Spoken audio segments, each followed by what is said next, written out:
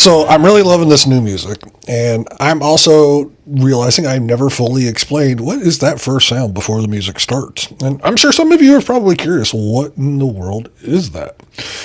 So one of the recordings I have in my ever-expanding catalog of things to release in the future is sounds recorded trackside during the first Super Hooligan session at Barber Motorsports Park. In that session, I mounted my microphone about halfway down the short straight that comes after the museum bridge. So when the first bikes got to me at the start of that session, Josh Herron was way out in front of the rest of the riders, and so I was able to get a good isolated recording of just the light fighter going by. And so that's what that sound is. And then just to kind of make my life easier, for me, the rest of the bike noises that you hear during the intro and the music is playing is the remaining Super Hooligans field going by on their first lap of practice for that weekend. So welcome back to the American Superbike Show. I'm your host, Itch Turner, and we have just a couple of items related to MotoAmerica before we start to recap everything from this past weekend at MotoAmerica Superbikes at Mid-Ohio. And that little news of the week is that Maxwell Toth is going to be filling in for Cory West at Saddlemen Race Development for the Silverstone round of the Baggers World Cup this weekend. And that's where Bradley Smith is also going to be making his entry as a wild card during the weekend. So Cory West, he suffered a few broken bones in a crash, unfortunately, this past weekend, and that's what's keeping him out from participating. And Max also filled in for Cory, but that was during the MotoAmerica round at Road America when the last time there was a date conflict between these two series earlier this year. Max managed to finish 7th in the first race that he participated in, and he was looking a lot better in the second race and like he was going to have a better finish, but unfortunately he had like a mechanical or electrical DNF or something that it just prevented him from being able to finish the race. And like I mentioned, Bradley Smith, he's also going to be running this weekend. He's, the Englishman is going home to take part in his home Grand Prix weekend, and he's going to be doing so with the Park and Go team alongside the usual lone wolf Filippo Ravelli. All right, well, let's move on to our recap of this past weekend's action, and we're going to start with Superbike. And in qualifying, Benjamin Smith was able to get his first Superbike pole with a track record of 1 minute 24.070 seconds. The top 5 of the field were within 0.2 of a second of each other, and the top 11 was within 1 second. So, it was a hugely competitive qualifying session, and I think it's, again, a result of having it condensed down to just this 15-minute session for everybody. It adds so much to the excitement for me. The previous track record, if you would have went out and set that time this weekend, you would have qualified in 11th place.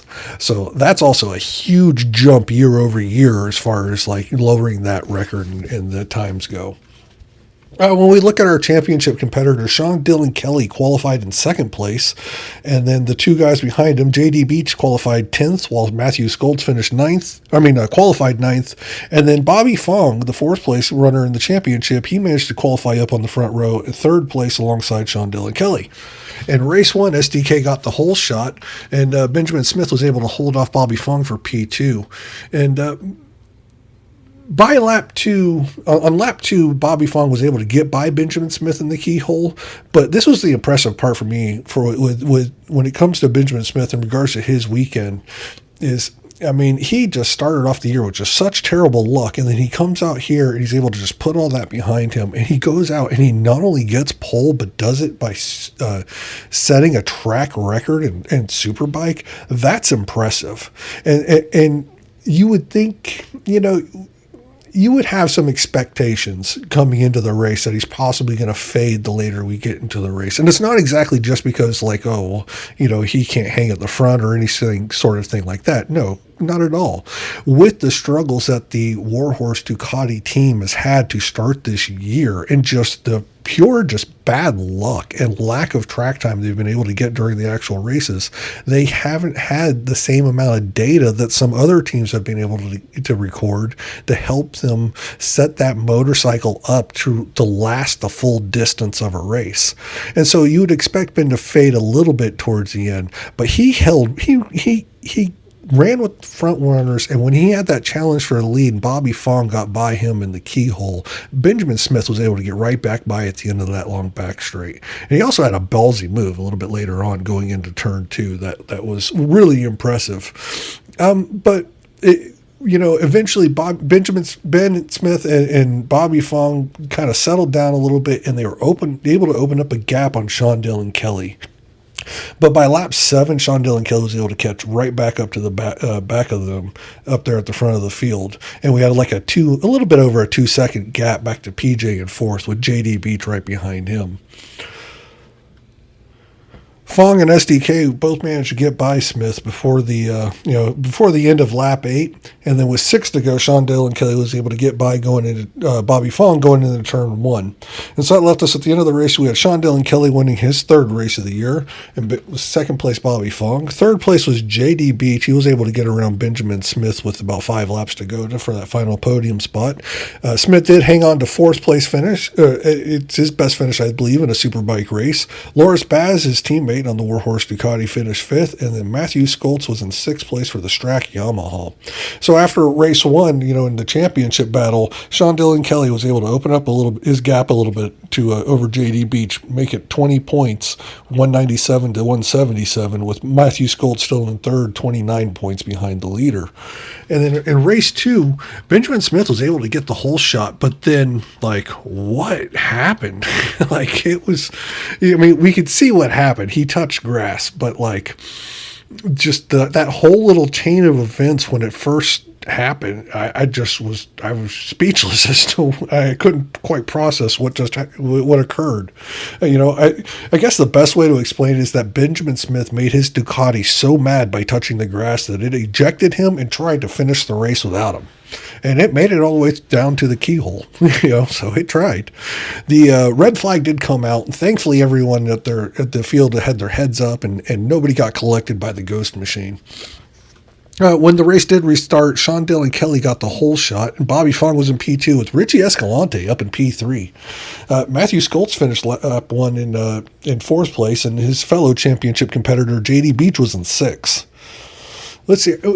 Matthew Skoltz made a pass on Richie Escalante for 3rd place on the 2nd lap, and when he did so, you could see that smoke coming. And I'm still not sure entirely what happened, but it looks to me now, whenever I watch the replays and try and piece this together, I think that was smoke from the rear tire of Matthew Skoltz's bike, probably using the rear brake, getting into the turn a little bit much, and just kind of lit it up a little bit.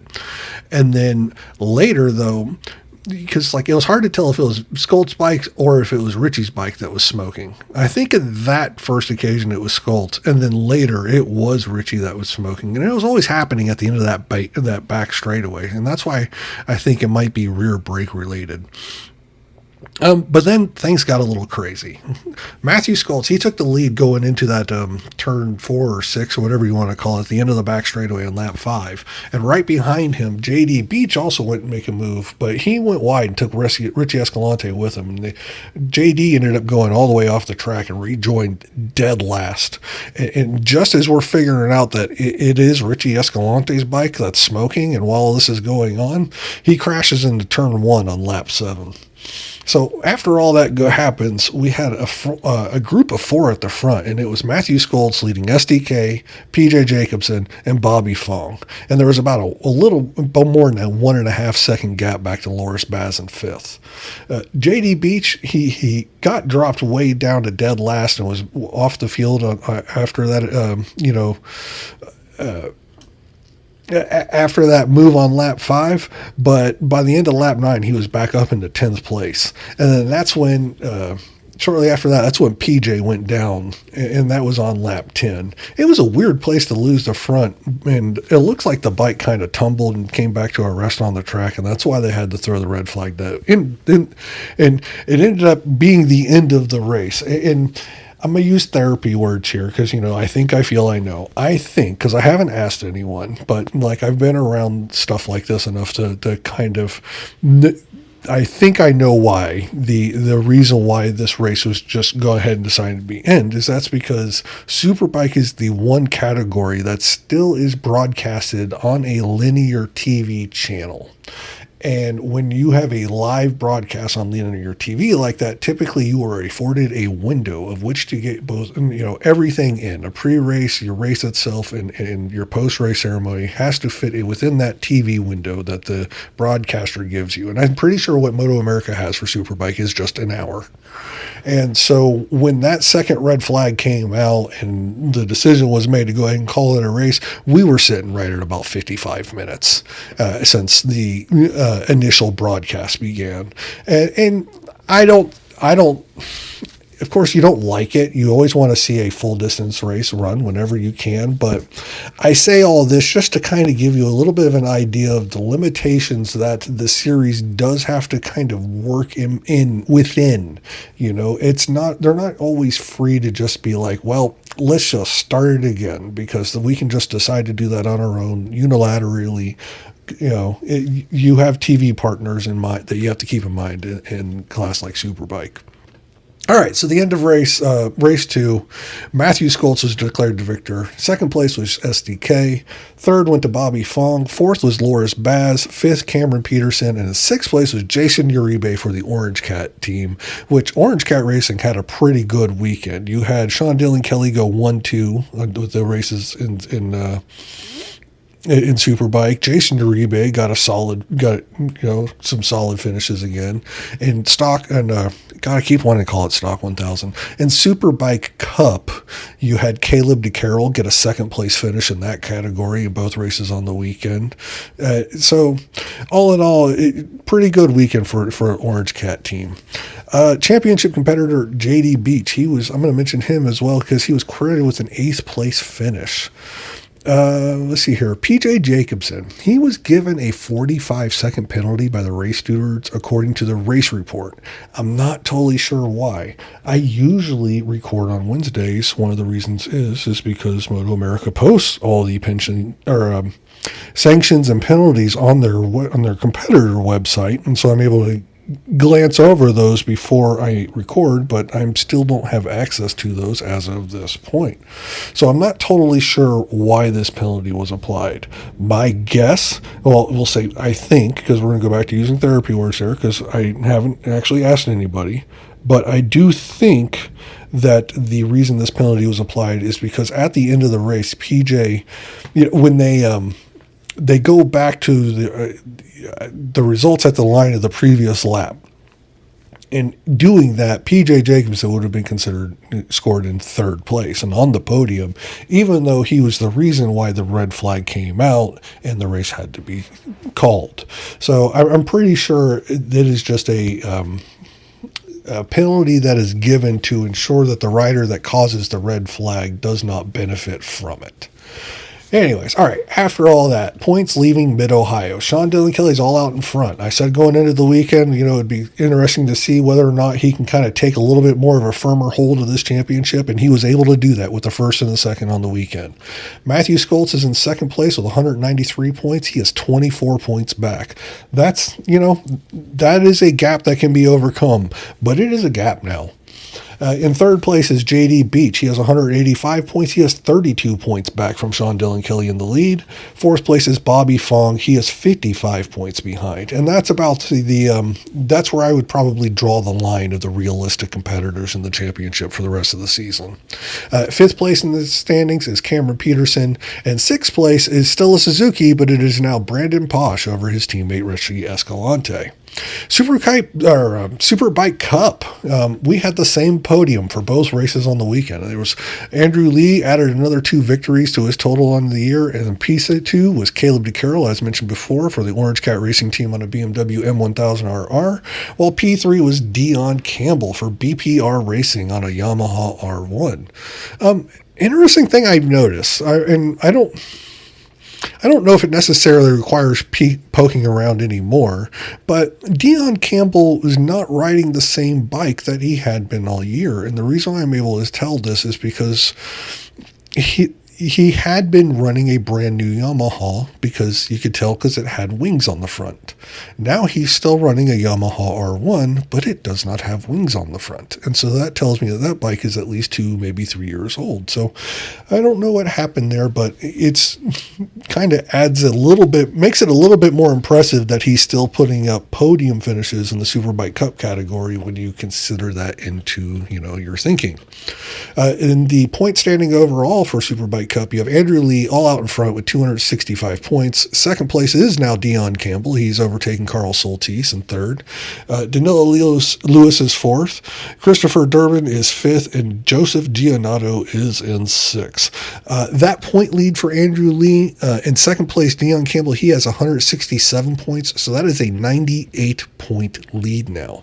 That means that Andrew Lee could skip VIR, and he could skip COTA. And when we got to New Jersey, the worst case scenario would be he would be 2 points out of the championship lead.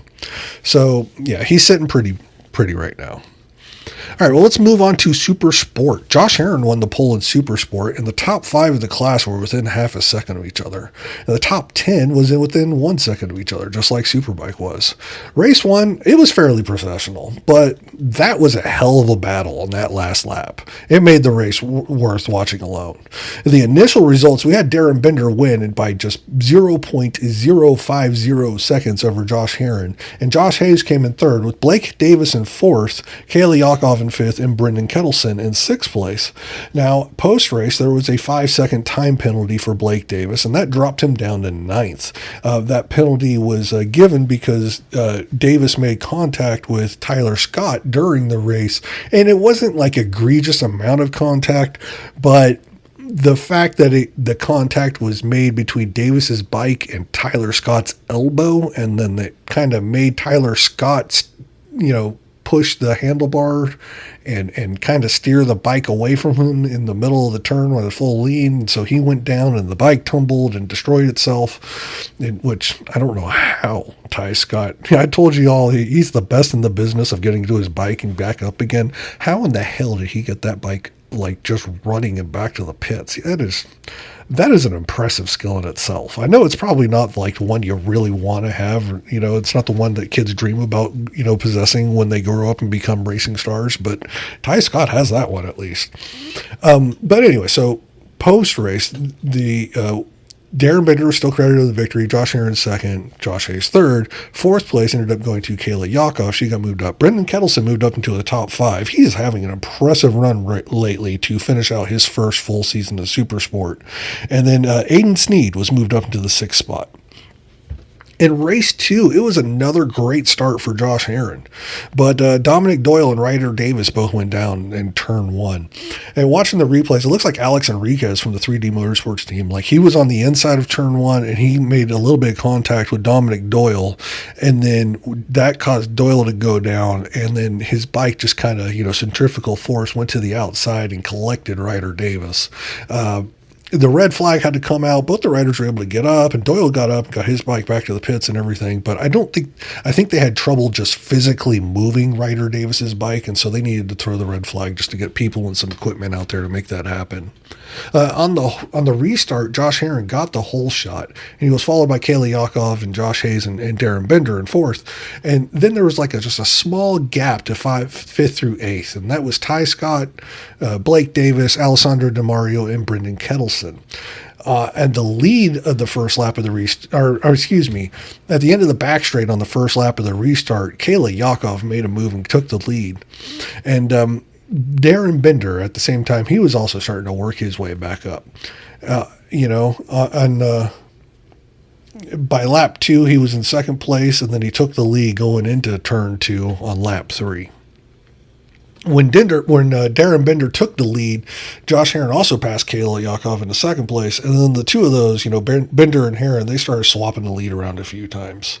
Hayes was kind of right there on its tail, and then it was like a little bit of a quarter-second gap back to Kayla Yakov, and then a couple seconds to a big group that was led by Blake Davis, kind of like that third tier that I talk about in the championship standings, which Blake Davis is finally starting to look like himself again. He started closing down that gap to the group group of 4 in front of him for a little bit in that race. But then with about 7 laps to go, that gap started opening back up again.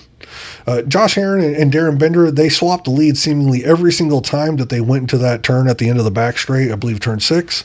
But at the end of the race, it was Darren Bender that was able to just beat Josh Herrin to the line. He won by just 0.039 seconds over Josh Herrin, with Kayla Yakov finishing on the podium in 3rd. Josh Hayes was 4th, Blake Davis was 5th, and Alessandro DeMario finished in 6th spot. So our points leaving Mid-Ohio in Supersport, we have Darren Bender all alone in front with 273 points. Second is Josh Herrin. This is the first weekend in a while where Darren Bender was able to make the gap grow, because he came into the weekend with a 9-point gap, and now it's 19 points, with Josh Herrin having 254.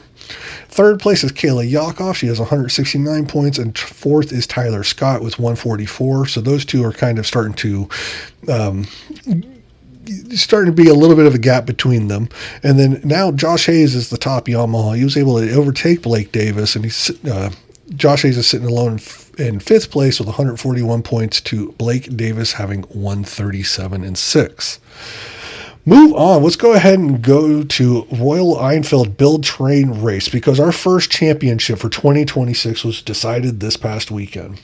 Going into the weekend, the races, Jasmine Noel, she won pole by just 0.3 seconds, and the top 3 of the field were within 1 second. So the front row was pretty close. In race 1, Jasmine Noel, she got the whole shot of her life, because throughout the whole year, if you can pick one area where she needed to improve, it was definitely in her starts. And she would have a ho-hum start to the race, and then consistently every single time work her way up to being second or first. Because, remember coming into this weekend, her worst finish was second, which she did like 4 times to winning twice. This time in race 1, all she had to do to win the championship was win the race, and she got the whole shot of her life, her best start of the year, and it was the perfect time. About halfway through the race, Waffles was able to run her down, though, and catch right back up to the back of Jasmine. And coming to the line with 2 to go, Waffles was able to take the lead. But Jasmine Noel was able to retake the lead at the end of the back straight on the last lap, hold on, win the race, and seal her first championship, with Brianna Cutler finishing second, Brianna Everett finishing third, Taddy Pace finishing 4th, Sandy Max finishing in the top 5. I think it's her first time doing that all year, and Tiffany Vo finishing 6th. In race 2, Brianna Everett got a whole shot. She opened up a little bit of a gap pretty much immediately. Waffles, Jasmine Noel, and Taddy Pace were right behind her in that order. And then that battle for second, like Brianna Everett, she got the whole shot. She drove away. That's, it was impressive, and I'm glad and I'm happy for her and cool. But that battle for second behind her, that was what made the race worth watching. Because, oh my God, it was awesome throughout just about the entire race. At the end, it ended up being Brianna Everett getting that win. She said that she finally got that checkered flag win, and she did. She dominated this race, and she deserved it. And I couldn't be happier for her to get this in her final race in the program. As a matter of fact, the podium, all the podium finishers in this were in their final race for the program. In second place was Taddy Pace, and third place Brianna Cutler. Jasmine Noel finished in 4th. This will be her first, her worst finish of the season, which isn't so bad. And then Sandy Max got her second top 5 of the weekend, followed by Tiffany Vo. So the final championship standings ended up being Jasmine Noel all out in front with 168 points. She had a 32-point margin of victory over Taddy Pace in second. Third was Brianna Everett, just 5 points behind Taddy Pace. And then 4th was Brianna Cutler. 5th was Tiffany Vo, who will be back for next season to challenge Jasmine Noel. And 6th was Karina Samoes. Moving on to King of the Baggers, Hayden Gillum won pole, and he did so by resetting the track record. And I think we can say that now at more tracks this season than we can't say that at. Kyle Wyman, though, he got a hell of a start in race 1 and was out there in the lead, but unfortunately he had to crash on lap 4 and ended up bringing out the red flag, which that crash was a little scary. Like, anytime you see a rider make contact with a barrier that's not covered by air fencing, like, it always makes me wince. But, hopefully we won't see that happen again. For the restart, we had Troy Herfoss starting from pole with Hayden Gillum starting in second. Bradley Smith was going to start in third, and James Rispoli fourth, and Tyler O'Hara fifth, and Rocco sixth. But then Bradley Smith crashed on the warm-up lap in turn one, and then that ended up having to have the start delayed again because that section of air fence had to be replaced. So it was quite a delay for this baggers race. When it finally did get going again, Troy Herfoss got the whole shot and took the lead after turn one, but Hayden Gillum was back up front before the end of the keyhole. The final lap was kind of two groups that were separated by a couple of seconds. And the first one was Hayden Gillum and Troy Herfoss, and the second group was James Rispoli and Rocco Landers. And in each case, the rider in the back, it was Troy Herfoss and Rocco Landers, they were both like right there to the guy in front of them, but just not close enough to make a move. So at the end of the race, we had Hayden Gillum taking another victory on the season. Troy Herfoss, he cruised to the line a little bit over 3 seconds behind him. Third place was James Rispoli. James Rispoli represents for Harley Davidson when they need him to. Because with no Bradley Smith and no Kyle Wyman in this race, James went out there and did what he needed to do to make sure that this wasn't an all Vance and Hines factory Indian podium. Because Rocco Landers finished in fourth place, Tyler O'Hara came across the line in fifth, and Jake Lewis was sixth. In race two, Troy Herfoss got the whole shot again, like he did with the restart. But this time it was a poor start for Hayden Gillum. He was P6 into turn one. But after that, by lap 2, he was into P4. By lap 3, he was into P3.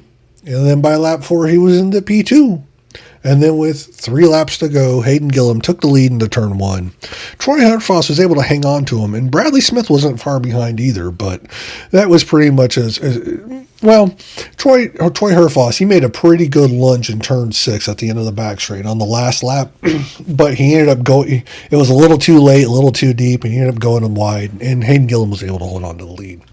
He walked away on that final lap for just another victory on the season. Troy Herfoss was a little over a quarter second behind him.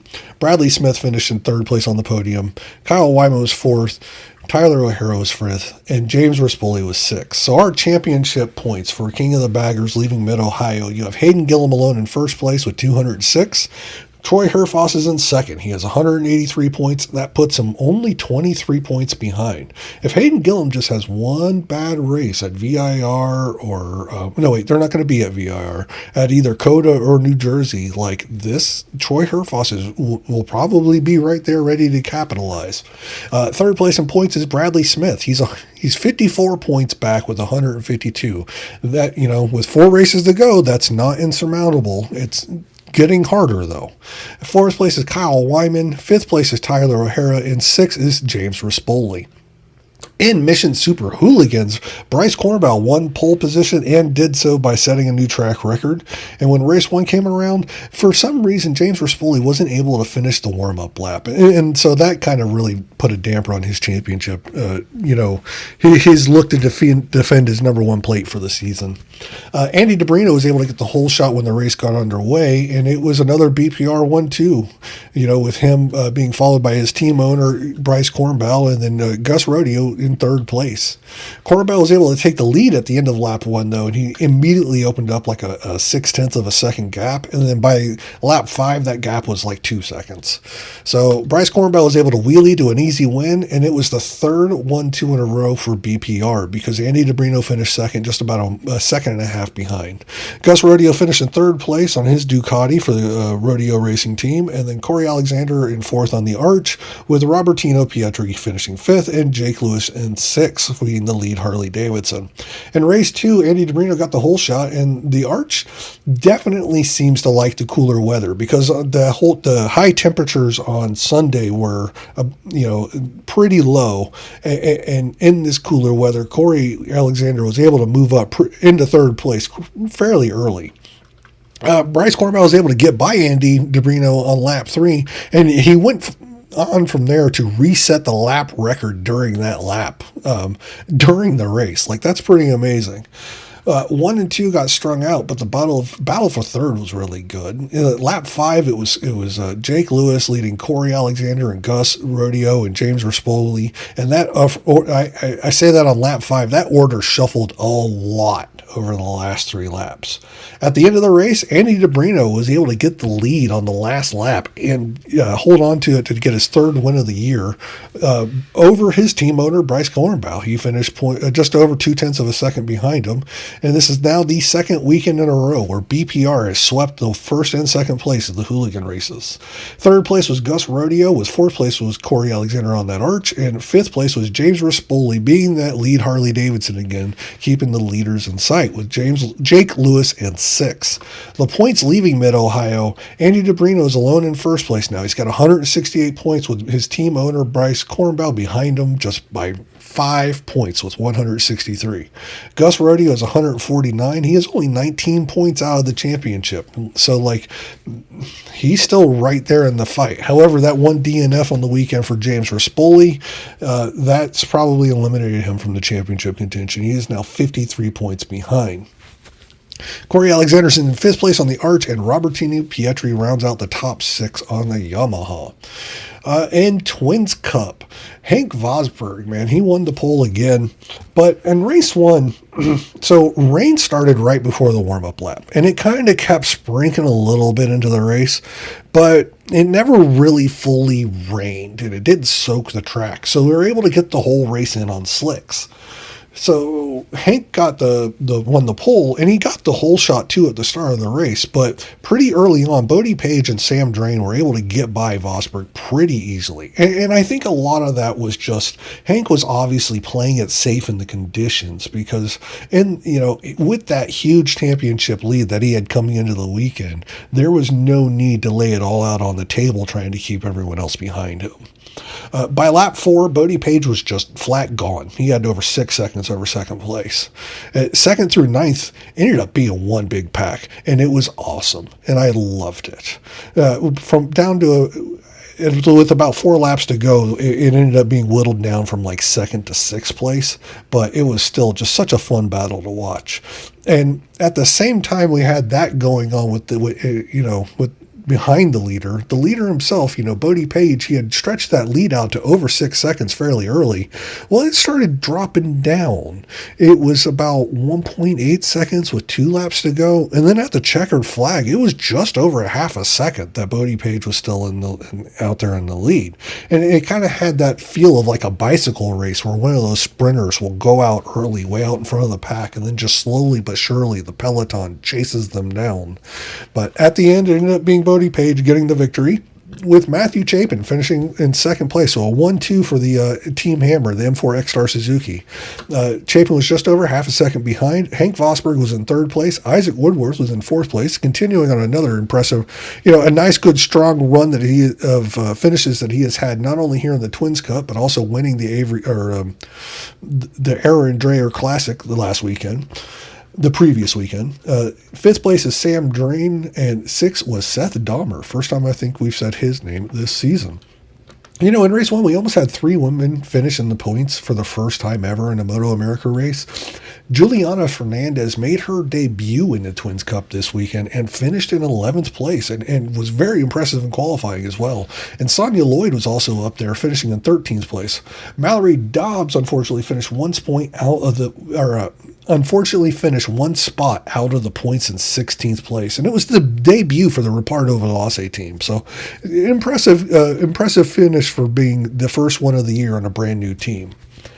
But we almost got there, and we almost got there in race 2 too. But in race 2, it was Hank Vosberg getting the whole shot again, but Matthew Chapin, he stuck with him from the start and was just hounding Hank Vosberg throughout the entire race. Then after those 2 out in front, there was about a 2.5 second gap back to the next group of 4, and that group was Bodie Page, Sam Drain, Isaac Woodworth, and Andrew Y. Matthew Chapin was able to take over the lead of the race about halfway at the end of the back straight, about halfway through the laps. But he wasn't able to pull away after that. And Hank Vosberg didn't try any moves on him either for a few laps. But, so it wasn't really necessarily a fight, but they were still just right there on each other. And then finally, Hank Vosberg, he retook the lead with 4 laps to go. And then Chapin retook the lead with 2 laps to go. And so they kept making these passes back and forth. And finally, Hank Vosberg made the pass into that turn 6 at the end of the back straight on the final lap. And it was so tight between those two for the next couple of quarters. It really speaks to the level of professionalism these two are developing out there on the racetrack, that they just made it through together. Nobody touched and nobody went down. So Hank Vosberg notched another win for his tally for the season. And what's really impressive to me is every single weekend where Twins Cup has competed this year in MotoAmerica, Hank Vosberg has won at least one of the races. So he has gotten a victory, at least one victory at every single track this year. Matthew Chapin was in second, just a quarter of a second behind him. Bodie Page was in third. Isaac Woodworth was in fourth. Sam Drain finished in 5th place, with Andrew Y wrapping out the top 6. And then, as I mentioned before, once again, we almost had 3 women finish in the points for this, for the second day in a row. It was Juliana Fernandez leading the way again, but this time in 14th place. And Mallory Dobbs moved into the points on Sunday with a 15th place finish for the Reparto Veloce team. However, unfortunately, Sonia Lloyd was credited with a 17th at the end of the race. Our championship point standings leaving Mid-Ohio. Hank Vosberg is all alone out front with 218, and Matthew Chapin is in second. It is a 63-point gap now between up to Vosberg. Now, that's not horrible considering it was 62 coming into the weekend. So Chapin only lost one more additional point in that battle. Third place is Bodie Page. He has 148 points. He has 70 points out of the lead. Fourth is Sam Drain. Fifth is Isaac Woodworth. And sixth is Kevin Almeida. So that is it for the action that took place at Mid-Ohio this past weekend. Stay tuned for a second episode this week. That will probably be a short preview of the MotoAmerica Mini Cup National Finals that will take place this weekend at the Briggs & Stratton Kartplex located near Turn 5 in Road America. Having access to the broadcast of both days through MotoAmerica Live Plus is really one of the biggest features of the app that, in my opinion, if you have some free time this weekend, you should check it out. I just love to see the joy and the passion that these kids show for riding, and it looks like it's just going to be a beautiful weekend. So next week, the regular show will be a preview of MotoAmerica Superbikes at Virginia, and until then, take care of each other. The theme song of the American Superbike Show is Who's Afraid of Virginia Woolf by the band Fay Wray off of their album I Love Everyone. A special thank you to No Idea Records, and thank you for listening.